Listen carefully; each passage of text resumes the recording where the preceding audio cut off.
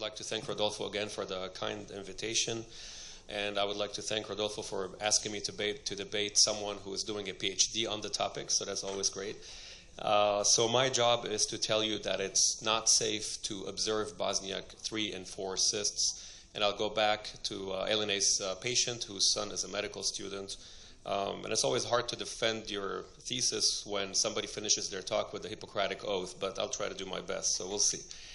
So we didn't coordinate, so there's a few slides of overlap, and then the Bosniak cyst, as you know, was developed, or the Bosniak classification was developed by Martin Bosniak in New York, and he passed away just last year.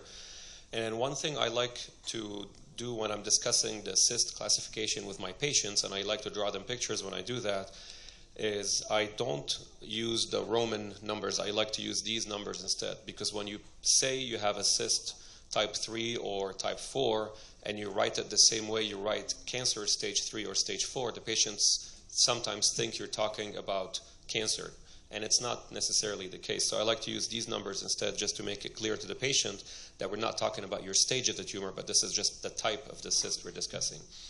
And just to go over the Bosniak 3 and Bosniak 4 real quick, the Bosniak 3 are just indeterminate cysts in general.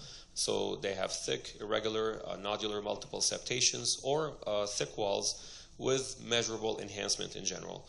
And using the paper that was just discussed by Schutz and colleagues just from this year in Journal of Urology, the percentage malignancy from this large meta-analysis was about 51% in these cysts. So half of these cysts have cancer in them. As far as the Bosniak 4, this is from a Brazilian reference here. These are cysts that are really clearly malignant. So this is really cancer. And this generally entails a solid mass. There's a large cystic component or a necrotic component, but there is a nodular cystic enhancing lesion. And the percentage malignancy in these Bosniak 4 cysts is generally close to 90%. So these are real cancers.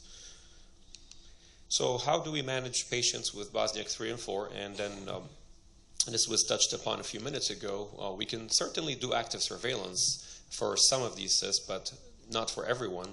Ablation has been done on these cysts. Generally, they're smaller cysts when that is done. Partial nephrectomy is the preferred treatment option whenever it's possible, and radical nephrectomy only if absolutely necessary.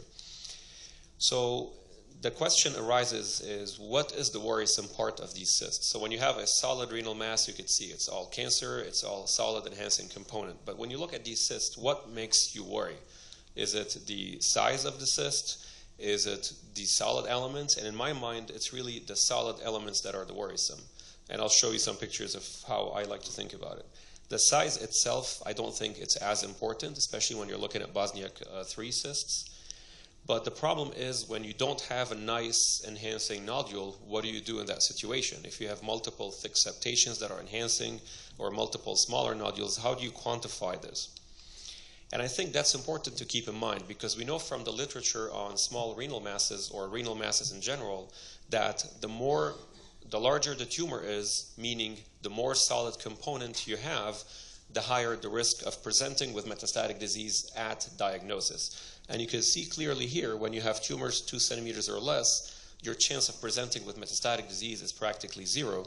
And the larger the solid mass becomes, the higher the rate of metastatic disease at diagnosis. And you could see with lesions more than 6 or 5 or 6 centimeters, you're 6 to 7% risk of having metastatic disease at diagnosis. So when you look now at patients